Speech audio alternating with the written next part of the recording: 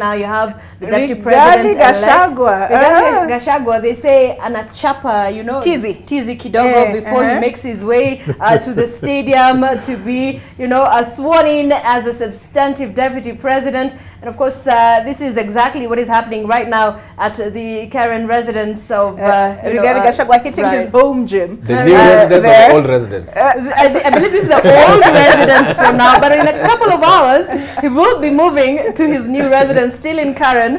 So those are live pictures there. The deputy president-elect Rigathi Gachagua just doing... Maybe getting his heart rate up so that he doesn't get overwhelmed once the momentous occasion of being sworn in to the office of deputy president comes round at the Kasarani Stadium. But Professor Exen Iraki, what do you make of the events this far this morning? Was it a case of, as Professor Collins Odote said, it's no surprise, and anybody who didn't expect it to be full, I added a bit there and said anybody who didn't expect it to be full perhaps is a fool.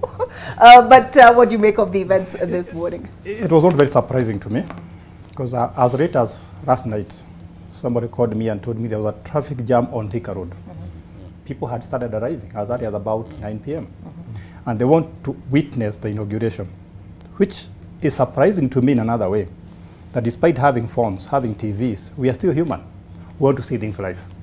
And I think that was not anticipated. It was expected people to sit at home, there's a holiday, watch events from your TV or from wherever you are. But people want to be witnesses to history. And that incident confirms that we are human. I don't want to see you on the TV, I want to see you live. I want to tell people I was there. I saw the president of such a country arrive. I saw the flag being raised. I saw somebody singing. I saw this. So it means that despite all the advances in technology, whether we have internet, Instagram, we still remain human. We still remain human. Zainab, Ruto the man is actually what is captured on the front page of the Daily Nation this morning. And interesting caption there at the bottom. I don't know whether you can read it for us. All right, so I have the Daily Nation newspaper right now. A special inauguration coverage from the cattle fields of Sugoi to the lush gardens of State House. This is the William Ruto story, and that is covered on pages 2, 3, 4, 5, 6, 7, 8, 9, 10, 12, and 14. Well, that's a very large number of pages. And I'm curious, gentlemen, just looking at this turnout at the Kasarani Stadium, evidently the expectation of his supporters is huge. Quite. So, given the economic situation in which we find ourselves, let's talk a bit about the entry. Of course, first order of business for a lot of people are asking him to bring down the cost of living. I don't know, Professor Alex Awiti, what for you do you think is the most pressing matter? But I think just to set the record straight, Ruto joins a long line now, a growing line of sons of nobodies who have reached the hem of political leadership in this country. Jomo Kenyatta, Daniel Arap Moi, Mwai Kibaki, and also the grandson of a nobody, Uhuru Kenyatta. So this is not something that is totally unprecedented, that he is one out of many who will be ascending to the throne, the political leadership of this country. So we should just set that aside. So the excitement that this is somehow exceptional, that Ruto is coming from a humble background. Across East Africa, the presidents have also come from very humble backgrounds. Yoweri Museveni, for instance, Samia Suluhu, Jakaya Kikwete, Magufuli. So the list is long. So let's not make this a big talking point. But in terms of the entry, I think very soon President Ruto, and I think he understands this, will have to temper down the conversation and begin to speak in very measured terms about what is to be expected of his presidency. He is inheriting a mountain of debt.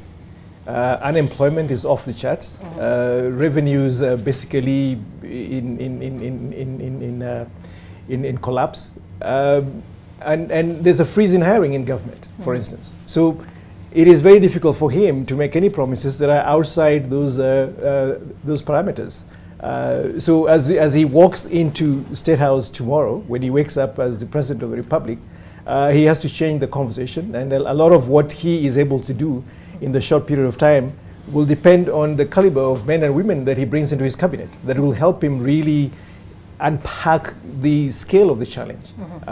There is huge expectation, and it's thanks to him, he raised that in tremendous ways during the campaign. But now he has to walk back a lot of the things that he said. It is not going to be suddenly that people will have a lot of money in their pockets. Inflation is not going to just go down. He's talking about reducing the price of fertilizer. Some of these things are not because of the cartels, as he'd like us to believe. It is the global prices of fertilizer, which have gone up by 30%. The input ingredients, potash, potassium, urea, all of those things, phosphorus, we don't control that. The fertilizer blends that we create in this country come from inputs that we don't control. Natural gas, coal, which are feedstocks for fertilizer production, are things we don't manufacture in this country. So that's a separate conversation. Agriculture has been comatose. It's not his fault. It's climate change, it's land fragmentation, it's yield declines, it's lack of mechanization. There's a whole slew of things, land degradation and all of that. And now, reducing the cost of fertilizer at the end of the growing season, what's going to happen? Farmers are harvesting. We're waiting for the harvest from Trans Nzoia in October. Farmers are not planting now. So anything that he does now